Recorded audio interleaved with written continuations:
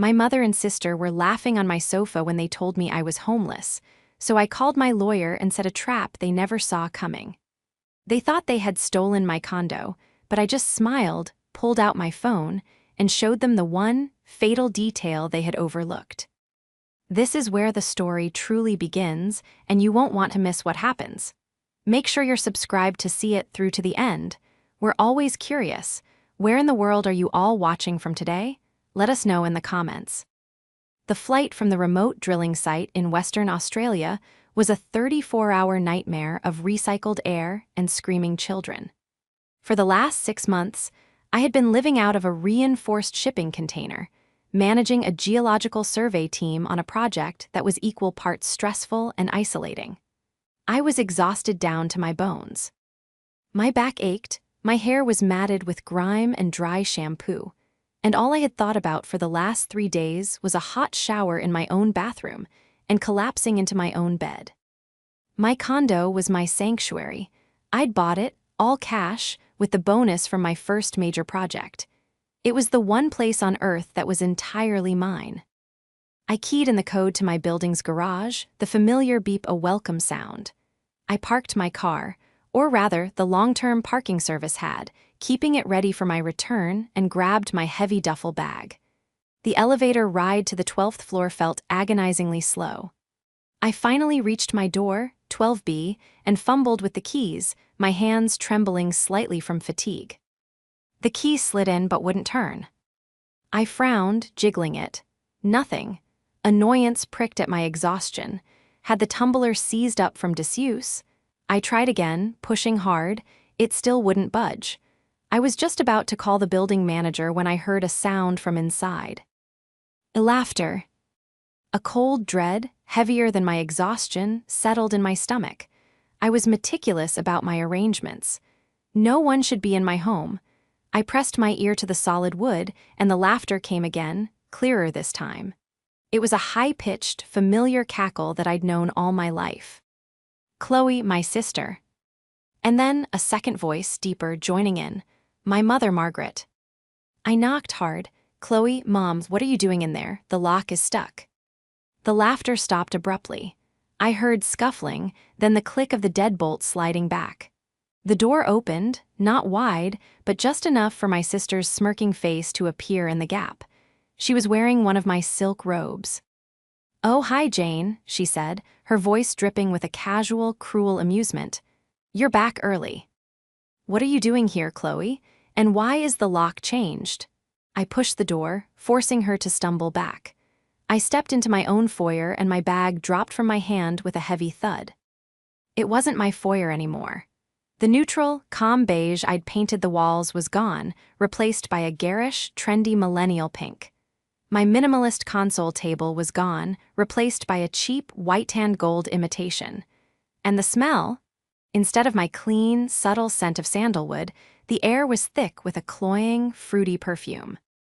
My mother, Margaret, was sitting on my sofa in the living room, her feet propped up on my coffee table, holding one of my wine glasses. "Well, look who it is," Mom said, not bothering to get up. She took a sip of wine. "We were wondering when you'd show up." "What is going on?" I demanded, my voice rising. "What have you done to my home? Chloe, what is all your stuff doing here?" Chloe drifted past me, tightening the belt on my robe. She flopped onto the armchair opposite Mom. "Well, sis, things have been so crazy. You know Mark and I are splitting up. It's just been a total nightmare. I had nowhere to go." "A divorce," I said, dumbfounded. Chloe, I'm sorry, but that doesn't explain why you're here."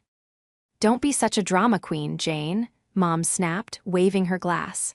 "Your sister needed help, real-world help, not just, flying off to play in the dirt and ignore your family." I flinched. "Playing in the dirt? Mom, I'm a geological engineer. That dirt just paid for the surgery you needed on your knee last year."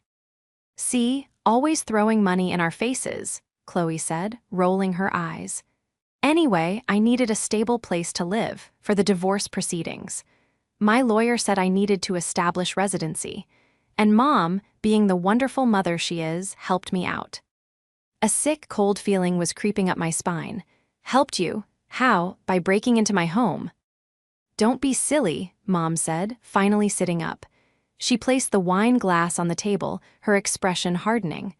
I helped her with the power of attorney you left me. The medical power of attorney? I shot back. The one that's only valid if I'm incapacitated. The one that has absolutely nothing to do with my finances or my property. Chloe and my mother exchanged a look. It was a look of shared, smug conspiracy. And Chloe giggled. Oh, Janie, she said, her voice like poison syrup. You're always so meticulous, so technical. Mom knew you'd want to help me, so she just signed the condo over to me. To help with my divorce, you know, to show the court I had assets. The air left my lungs. What? She signed it over, Mom said, her voice flat. It's Chloe S. now. We filed the paperwork last month. It's all legal and done. You can't just abandon your family and expect everything to wait for you. I stared at them. The exhaustion, the jet lag, the dirt on my skin, it all vanished, replaced by a white-hot, silent rage. They were sitting there on my furniture under my roof, drinking my wine, and telling me they had stolen my home. And then they laughed, both of them. A full, hearty laugh at the look of pure, unadulterated shock on my face. Hope you don't mind being homeless, Chloe cackled, raising her glass in a toast to my mother. You can probably find a hotel, right? You make so much money after all. My entire world tilted. The two people who were supposed to be my family, my blood, had just dispossessed me with a smile. The betrayal was worse than any physical pain I could imagine. For a long, silent minute, I just stood in my desecrated foyer. My mind was racing, trying to process the sheer audacity, the criminality of what they were claiming. Homeless. They had used that word, laughed about it, my own mother and sister. The initial wave of shock receded, and something else, something cold and hard, began to take its place. It was the same feeling I got on site when a critical piece of drilling equipment failed, and I had 3 hours to find a solution before the entire project collapsed. It was focus. They were still smiling, waiting for the explosion. They were waiting for me to scream, to cry, to beg. That's what Chloe, in particular, lived for, my emotional reactions. So I gave them nothing. I slowly bent down, picked up my heavy duffel bag, and slung it back over my shoulder. I looked around the room, at the tacky pink walls and the cheap, fake fur pillows tossed on my expensive sofa. You painted it pink, I said, my voice eerily calm. Chloe's smile faltered. This wasn't the reaction she'd planned for. What? Yes, it needed some life. Your beige was depressing. I see. I nodded slowly, my gaze sweeping over them. And the locks, you changed them. Well, duh, Chloe said, regaining her footing. It's my condo now. I couldn't have you just walking in whenever you wanted. Of course, I said. That makes sense. I turned, walked back to the door, and opened it. I paused on the threshold and looked back at them. My mother, Margaret, was frowning now, her brow furrowed in confusion. This placid, cold response was unnerving her. Jane, don't be dramatic, Mom said, her tone shifting toward her familiar, guilt-tripping whine. We can talk about this. Maybe you can stay for a few nights until you find a place. No, that's quite all right, I said, my voice polite. You're right, it's your place now, you should be comfortable. And I walked out, pulling the door closed behind me with a quiet click. I didn't go to the elevator. I walked to the concrete stairwell, went down one flight to the 11th floor, and sat on the cold steps. The adrenaline that had flooded my system began to ebb, and the exhaustion, mixed with a profound, aching sadness, washed over me. My hand was trembling. I pulled out my phone, my fingers feeling thick and clumsy. My first call wasn't to a hotel. It wasn't to the police. It was to my best friend, Grace. She picked up on the second ring. Jane, you're back. How was the flight? Are you home? I'll come over with wine. A single dry sob escaped me. Grace, I whispered. The cheerful energy in her voice vanished. Jane, what's wrong? Where are you? I'm in the stairwell of my building, I said, the words sounding absurd. Grace, they're in my home, Mom and Chloe, they They said they signed it over to Chloe. They changed the locks. They called me homeless and they laughed. There was a sharp intake of breath on the other end, followed by a string of words that, as a therapist, Grace probably wasn't supposed to say. They what? Margaret and Chloe? Jane, that's not possible. That's insane. They said Mom used the power of attorney. I explained, my voice hollow. The medical one, that's not how that works. Grace was furious. Okay, stay right there. No, wait, you can't. Go to my place, you have the key. Go there now, I'm leaving work. And then you're calling Meredith. Not tomorrow, tonight. Meredith Vance, my lawyer. The thought of her sharp, no-nonsense mind was like a life raft. You're right, I said, a flicker of steel returning. I'm heading to your place, and I'm calling Meredith. Good, and Jane, Grace said, her voice firm. They are bad people. What they did is not just cruel, it's a crime, don't you dare feel guilty or sad for 1 second longer. It's time to be angry. I hung up and stood. The sadness was still there, a heavy weight in my chest, but Grace was right. The anger was coiling, hot and clean. I walked down the remaining 11 flights of stairs and out into the cool night air, my phone already dialing Meredith's number. As I walked, an internal thought, a phrase I'd repeated to myself for years whenever dealing with my family, surfaced again. They always forget one crucial thing. They always had. They forgot my deadlines, my birthdays, my allergies. They forgot the sacrifices I'd made, the checks I'd written. They saw me as an abstract, orbiting bank account, not a person. And in their arrogant, greedy haste, I knew they had forgotten something this time, too. They had forgotten who I really was. They had forgotten that I am, by nature and by profession, a person who always reads the fine print. Grace's apartment was a sanctuary of soft lighting, calming blue walls, and the scent of green tea. She had arrived just moments after I did, enveloping me in a hug that I hadn't realized I desperately needed. While I took the hottest, longest shower of my life, she handled everything, ordering an absurd amount of Thai food and fielding the call from Meredith. When I emerged, wrapped in one of her fluffy robes, a plate of pad see ew and a glass of wine were waiting for me on the coffee table. Grace was on her laptop, her therapist face replaced by a look of grim determination. Okay, she said, pushing her glasses up. Meredith is, well, she's Meredith, she sounded almost happy. I think she lives for this kind of thing, she's already pulling public records. She wants to meet at her office, 9 a.m. sharp. And she said, and I quote, do not, under any circumstances, contact them, text them, or answer their calls. Which, by the way, your phone has been buzzing nonstop for 20 minutes. I glanced at my phone. 12 missed calls from my mother. The script was predictable. The smugness had worn off, and my cold, quiet exit had triggered her panic.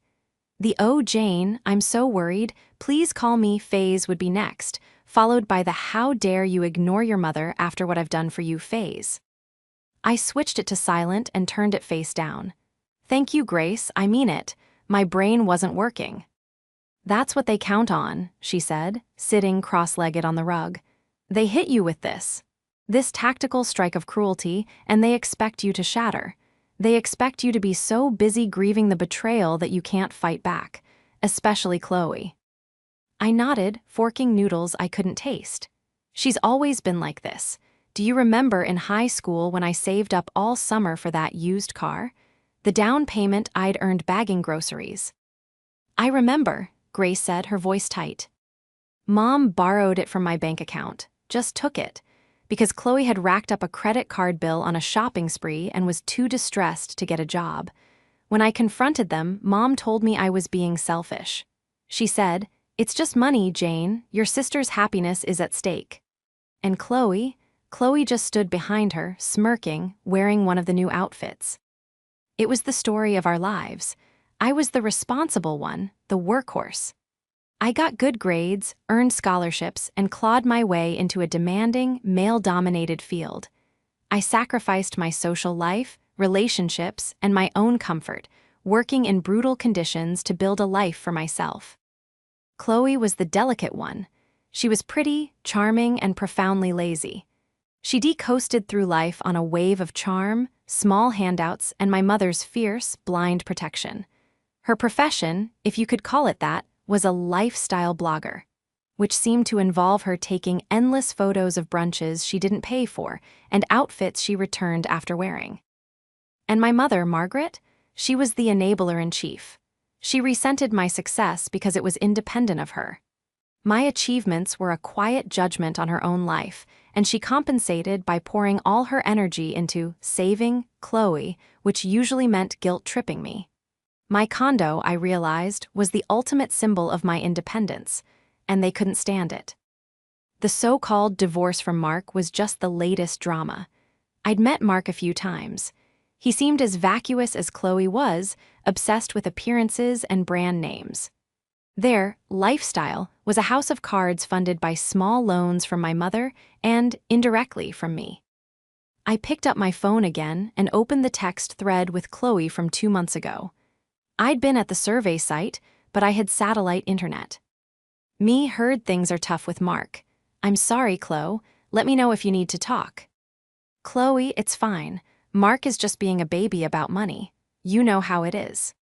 Me? Well, I'm on contract, but I could probably spot you a little for a good divorce lawyer if you really need one. Chloe, THX maybe. Ohm is handling it. Don't worry about it. Mom is handling it, I read aloud to Grace. She was, Grace said, her eyes dark. She was handling the forgery. They've been planning this for months, Jane. This wasn't a snap decision. This was a conspiracy. The food turned to ash in my mouth. My own mother, my own sister. They hadn't just seen an opportunity, they had created it. They had waited until I was literally on the other side of the planet, isolated and unreachable, to execute a plan to steal the most valuable thing I owned. That power of attorney, I said, my mind clicking. I signed it at Mom's kitchen table 5 years ago, right before my first big overseas project, the one in the Andes. She pushed it on me. Just in case, honey, what if you get hurt? Who will make decisions for you? I thought she was being caring. She was being strategic, Grace countered. Or maybe Chloe gave her the idea. Either way, they've had that document in a drawer, just waiting. I finished the wine in one long swallow. The exhaustion was back, but it was now laced with a cold, clear-eyed fury. Meredith will know what to do. Yes, she will, Grace said. And so will you. You're the smartest person I know, Jane. They think you're just a bank. They forgot you're a brilliant engineer who builds things and solves impossible problems. They've badly miscalculated. I looked at my phone. The screen was dark, but I knew it was filled with panicked, manipulative messages from my mother. They have, I said. They've forgotten one very, very crucial thing. And tomorrow, at 9 a.m., I'm going to find out exactly how much it's going to cost them. The offices of Vance, Holloway and Partners were on the 30th floor of a steel and glass tower downtown. It was the kind of place where the air hummed with quiet, expensive power. Meredith Vance, my lawyer and a senior partner, was exactly the same. She was immaculate in a charcoal gray suit, her dark hair pulled back in a severe bun. She didn't bother with pleasantries. Coffee, she asked, gesturing to a sleek machine. Please, I said, taking a seat at the massive glass conference table. Right. She handed me a cup of espresso and sat opposite me, opening a crisp file folder. I've been up since you called Grace. I've already pulled the preliminary title report, the transfer deed they filed, and the original power of attorney you filed with your bank, which I assume is a copy of the one your mother has. That's fast, I said, impressed. This isn't fast, Jane. This is furious, Meredith said, a rare, thin smile playing on her lips. What your mother and sister have done is so spectacularly stupid it's almost beautiful. They've committed, by my initial count, at least 3 major felonies: forgery, wire fraud, and conspiracy to commit fraud. It's a trifecta of idiocy. She slid a document across the table. It was a copy of the quitclaim deed filed with the county registrar 6 weeks prior. Signed, it read, Jane Harris, by her agent Margaret Harris. This is the forgery, Meredith explained. The power of attorney you signed is a durable power of attorney for healthcare. It explicitly states it can only be activated by 2 attending physicians declaring you incapacitated. It has zero, and I mean zero, authority over your real or financial assets. Signing this deed was the legal equivalent of her scribbling on a napkin with a crayon. It's utterly, completely fraudulent. A wave of relief washed over me, so strong I felt dizzy. So, it's not real, the transfer is void. It's voidable, it's a fraudulent cloud on your title, and we will have it expunged. That's the easy part, Meredith said, leaning forward. The hard part is deciding what comes next. A civil suit is a given. We will sue them for damages, for the cost of changing the locks back, for the repainting, for my fees, and for emotional distress. But the question, Jane, is the criminal part. I swallowed. You mean, jail? Potentially, yes. Meredith's gaze was unflinching. This brings us to the second, more interesting part of my early morning research. She slid another paper across. This is Matthew. He's my guy. He's a private investigator. I had him run a full background on Chloe's soon-to-be ex, Mark. The paper was a rap sheet. Mark wasn't just a vapid lifestyle blogger. He had 2 prior arrests for fraud, a string of defaulted high-interest loans, and a judgment against him from an investor in a wellness company that never existed. Mark is a con artist, Meredith stated flatly, and their divorce is a sham. Matthew staked out their old apartment last night after I called him. Mark isn't just visiting Chloe at your condo. He moved in with her. His car is in the guest parking. This isn't a divorce, it's a liquidation. They plan to steal your condo, sell it fast for cash, and disappear. Probably to some non-extradition country where Mark could start his next SC. A.M. My blood ran cold. This was so much darker than Chloe just being a spoiled brat. This was a calculated, predatory plot. What do I do? I asked, my voice small. That's where we shift from victim to strategist, Meredith said. We have 2 options. 1, we go in loud. I call the police, have them arrested on your doorstep today. We file the civil suit. It's messy, it's public, and it's fast. And option 2. Option 2, Meredith said, her smile returning, is my preference. We let them think they're winning. We let them get comfortable. Matthew will spend the next few days gathering more photographic evidence that Mark is living there, that the divorce is a lie. We'll get a sworn affidavit from the notary whose signature is on that deed. I'd bet my partnership she never actually witnessed your mother sign it. We will build a case so airtight, so overwhelmingly damning, that they won't have a trial. They will have a reckoning. The anger from the night before crystallized into a hard, sharp point. They laughed at me, I said, my voice low. They laughed about me being homeless. Good, Meredith replied. That's what I was hoping you'd say. She picked up her phone. Matthew, you're on, full surveillance package. I want to know when they breathe. She hung up and looked at me. Now, we need to talk about the clever trap, as you put it, the thing they forgot. I leaned forward. They did forget something crucial. I never told them about it because, frankly, it was none of their business. They think I bought that condo as Jane Harris. And you didn't, Meredith said, a look of pure, predatory delight dawning on her face.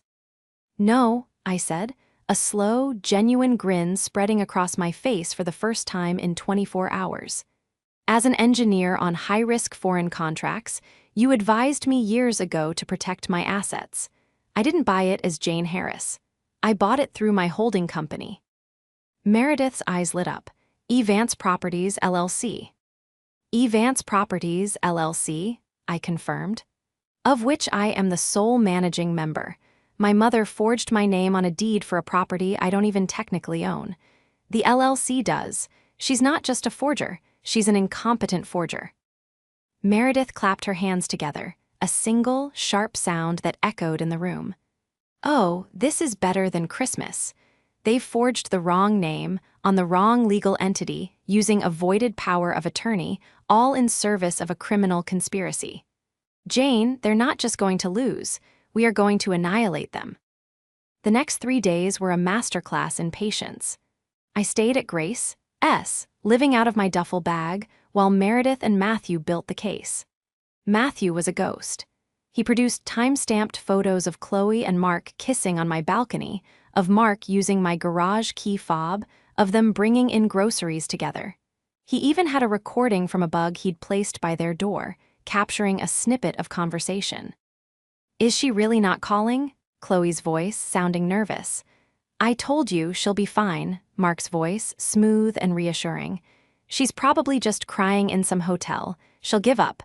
What's she going to do, sue her own mother?" You're right.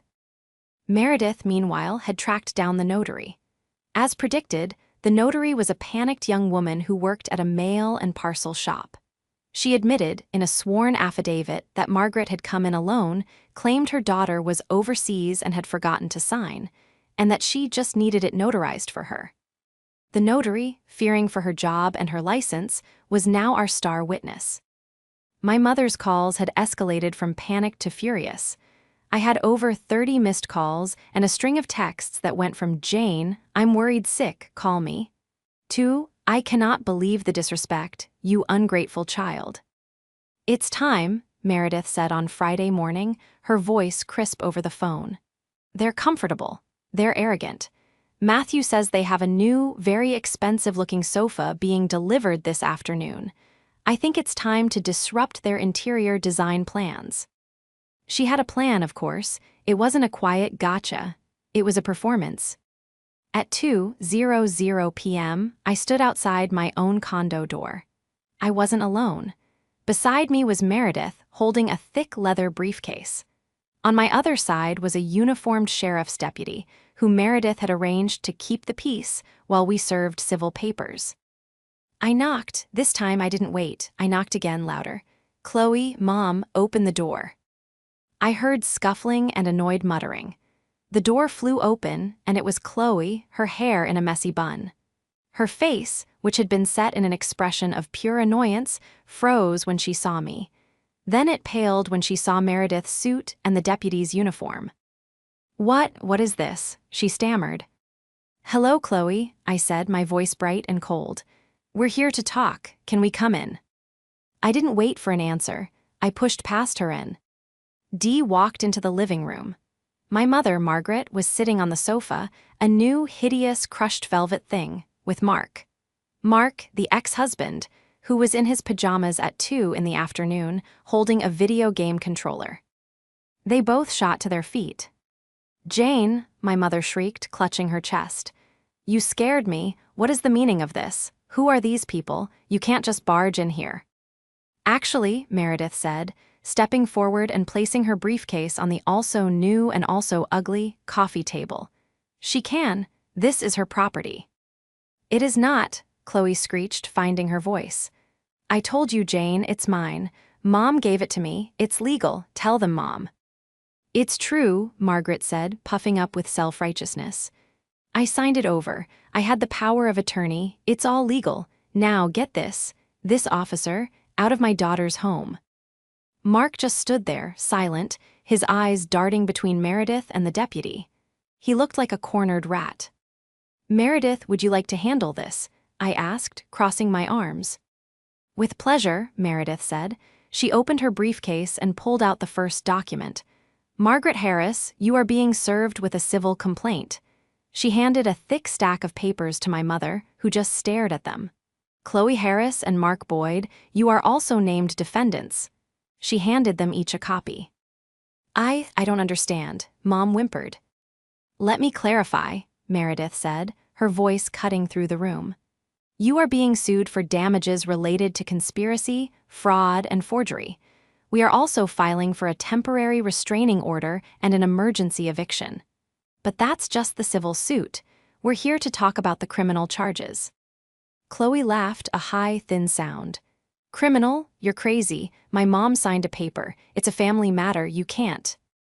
"This," Meredith said, pulling out a second document, "is a copy of the deed you filed. The one Margaret Harris, as agent for Jane Harris, signed."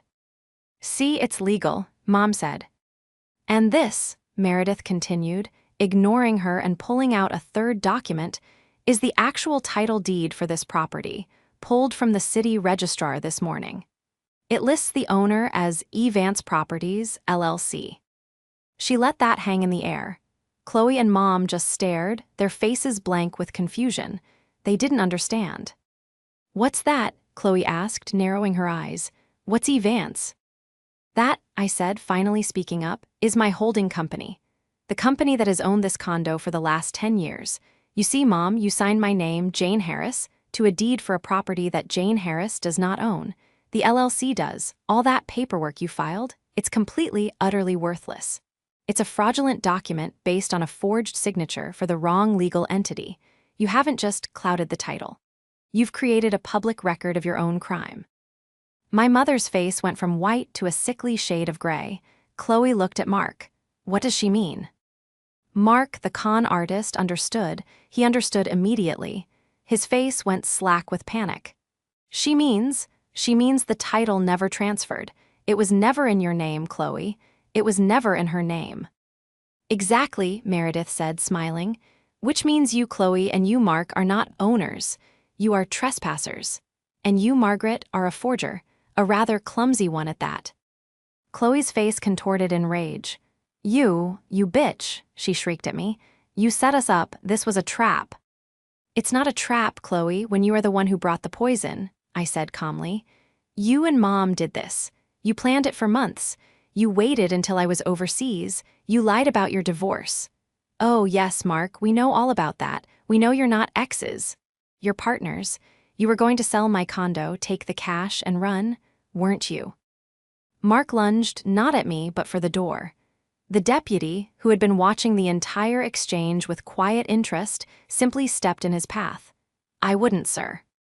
Chloe turned on my mother. You said this would work. You said it was legal. You stupid old woman, you ruined everything." Mom burst into tears, collapsing onto the velvet sofa. "I was just trying to help you, baby. Jane has so much. She wouldn't even miss it." "I wouldn't miss my home?" I yelled, my control finally cracking. "I wouldn't miss my home. You laughed at me. You told me I was homeless." "And that," Meredith said, her voice dropping, "is where we discuss the next item."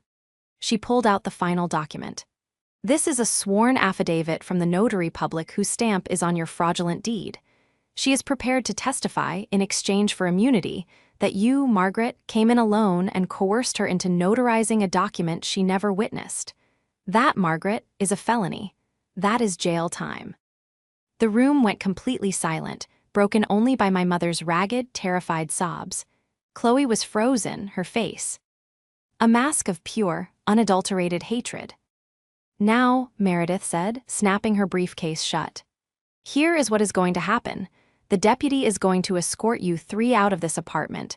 You will take your purses and your phones, nothing else. You will not return.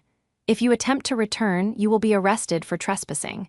We will have the locks changed within the hour. You have 60 seconds. Get your things." The silence that followed Meredith's ultimatum was heavier than anything I had ever experienced. It was the sound of a carefully constructed reality imploding. My mother was incapable of moving, her sobs having devolved into a silent, full-body tremor. Chloe, however, was vibrating with a rage that was almost tangible. "No," Chloe whispered, her eyes fixed on me. "No, you can't. This is my home. You owe me this." "I owe you," I repeated, the words tasting like acid. "I owe you, after you tried to steal my home, after you conspired with this con artist, to defraud me." "He is not a con artist," Chloe screamed, lunging at me. The deputy stepped between us instantly, his hand on her arm. "Ma'am, I advise you to calm down." "Don't you touch me," she shrieked, trying to wrench her arm free. "You're all in on it. This is my life you're ruining." Mark, seeing his exit blocked and his meal ticket in hysterics, finally spoke. "Baby, calm down," he said, trying to muster his smooth, reassuring tone. It came out shaky and desperate. "Let's just talk to the lawyer. I'm sure we can clear this up." Meredith actually laughed.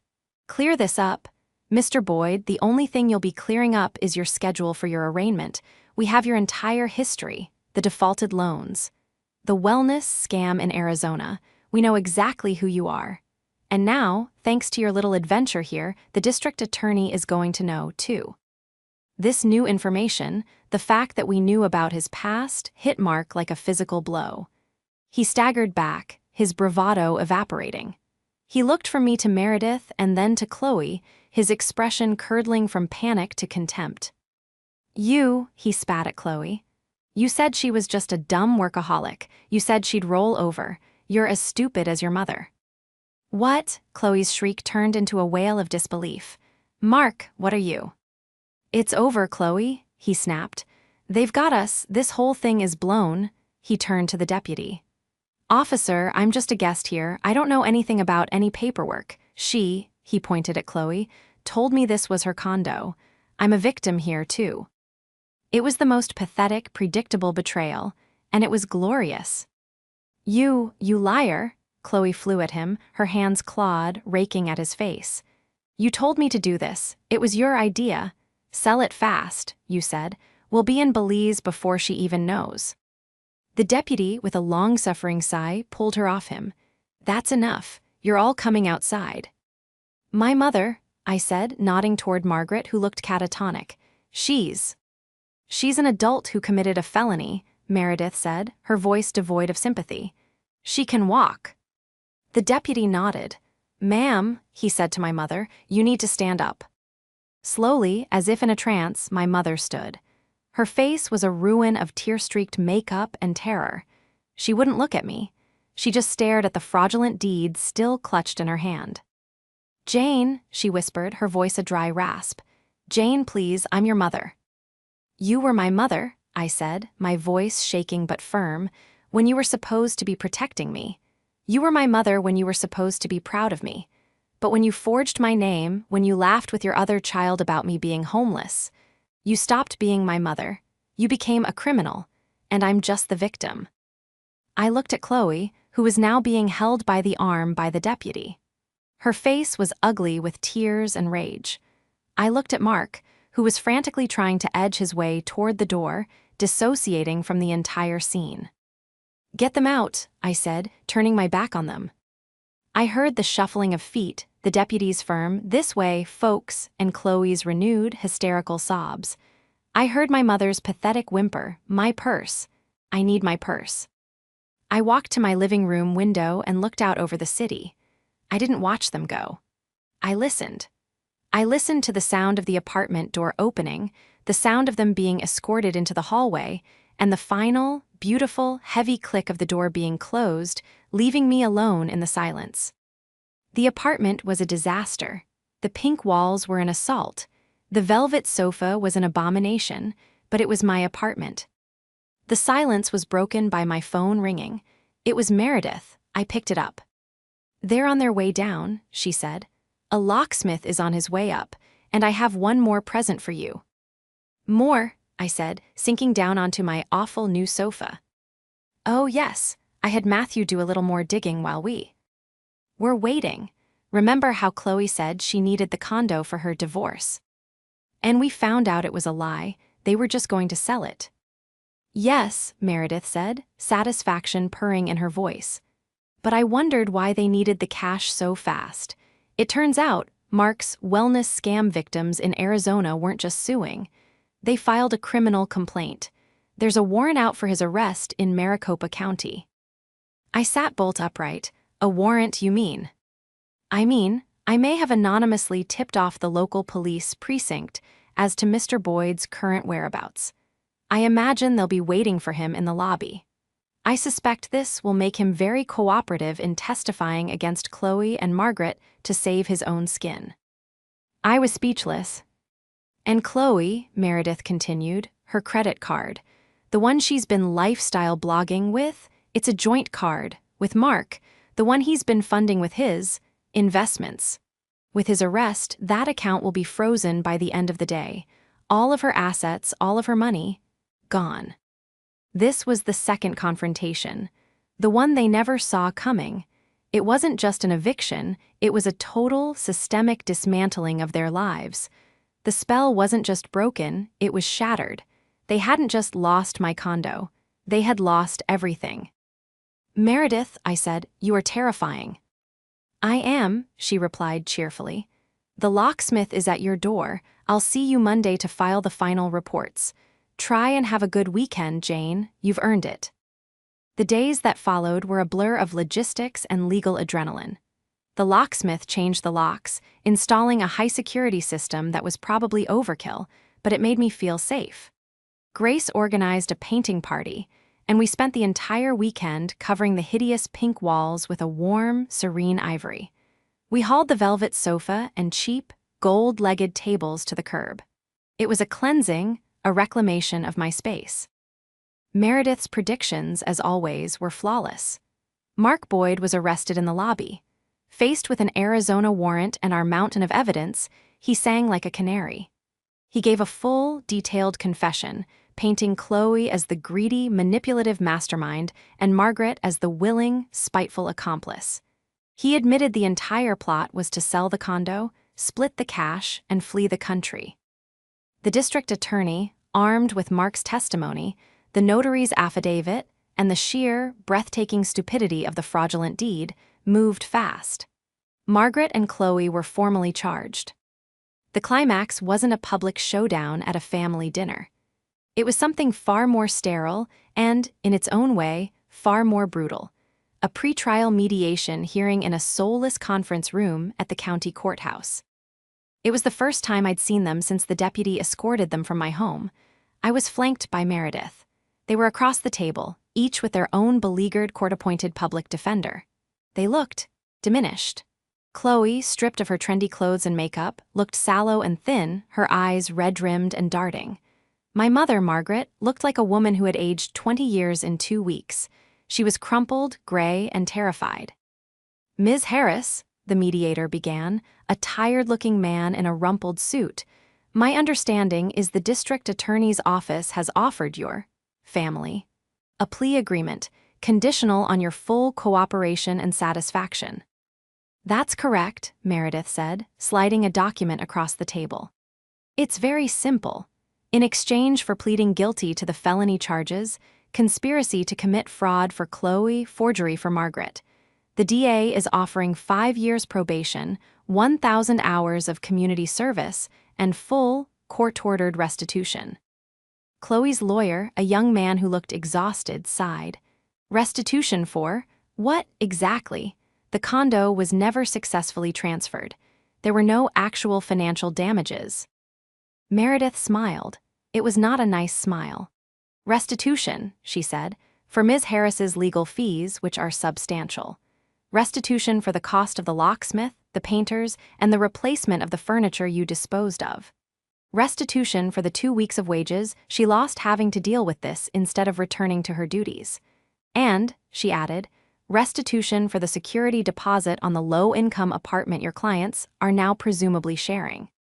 We're also requiring the immediate, permanent signing of a restraining order. They are to never come within 500 feet of my client, her home, or her place of work again. Chloe finally looked at me, her eyes brimming with a venomous, self-pitying hatred. You're doing this, she hissed, her voice hoarse. You're sending your own mother to jail. It's probation, Chloe, I said, my voice as calm and steady as the bedrock I studied. You're not going to jail, though you deserve it. You're getting a felony record, a record that will follow you, a record that will make it very diffy. Cult to get a lease or a loan or a job. You're getting the consequences, something you've avoided your entire life. But what are we supposed to do? Margaret suddenly wailed, her first words of the day. We have no money, Mark is gone, Chloe's accounts are frozen, we're homeless, I supplied, my voice quiet. Is that the word you're looking for? My mother flinched as if I had struck her. The mediator cleared his throat, looking down at his papers. You laughed, Mom, I said, leaning forward. You sat on my sofa in my home and you laughed at the idea of me being homeless. You did this. You stood by for 30 years and watched her take and take and take from me, and you encouraged it. You signed your name to a lie. This isn't a family matter. This is a crime. I stood up. Meredith, I'm done here. Wait, Chloe's lawyer said, panicked. If she doesn't sign off on the deal. The DA's alternative, Meredith said brightly, is to proceed to a full criminal trial. Given Mr. Boyd's confession, we are very, very confident of the outcome. And at that point, probation is off the table. We will be asking for the maximum sentence. 18 months in state prison, for both of them. Chloe's head snapped up. No. Margaret just dissolved, her head hitting the table with a dull thud, her body shaking with silent, terrified sobs. Chloe stared at her mother, then at me.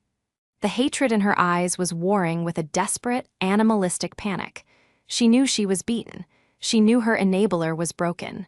She was, for the first time in her life, completely and totally alone. "Sign the deal, Chloe," I said.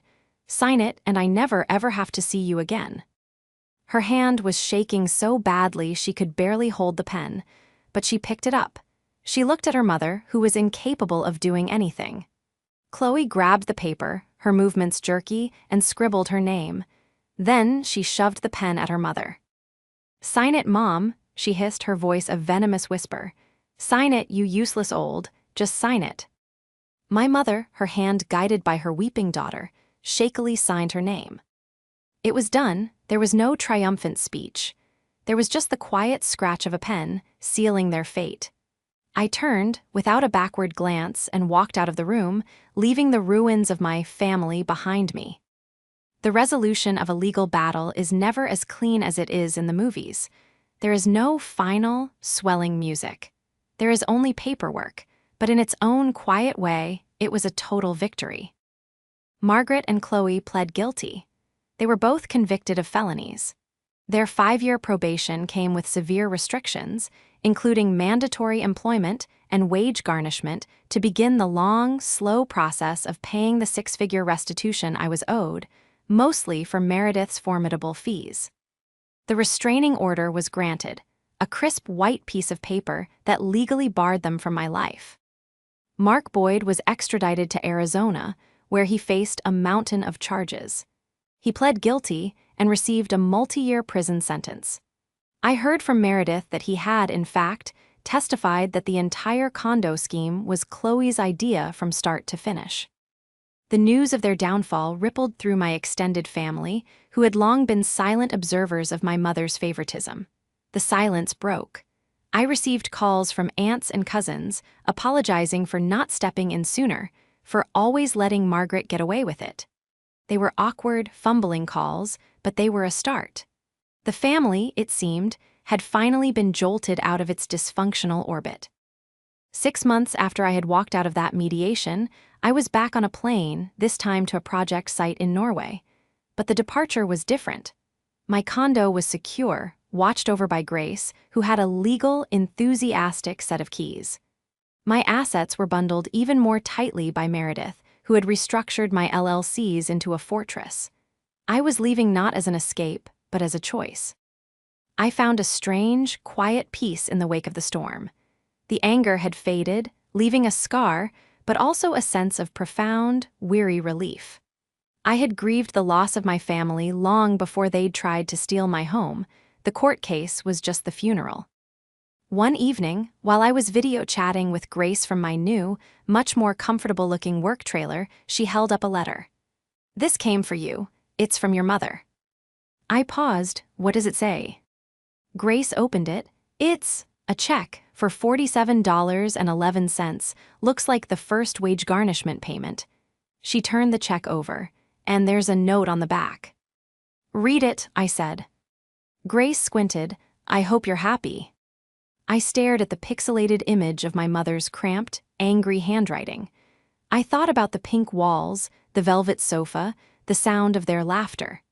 I thought about the look of sheer, pathetic terror on their faces in that conference room.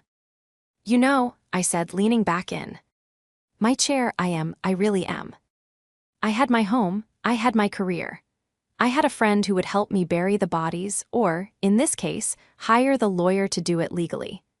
My family had tried to take the one thing I had built for myself, and in doing so, they had only succeeded in proving how strong my foundations truly were.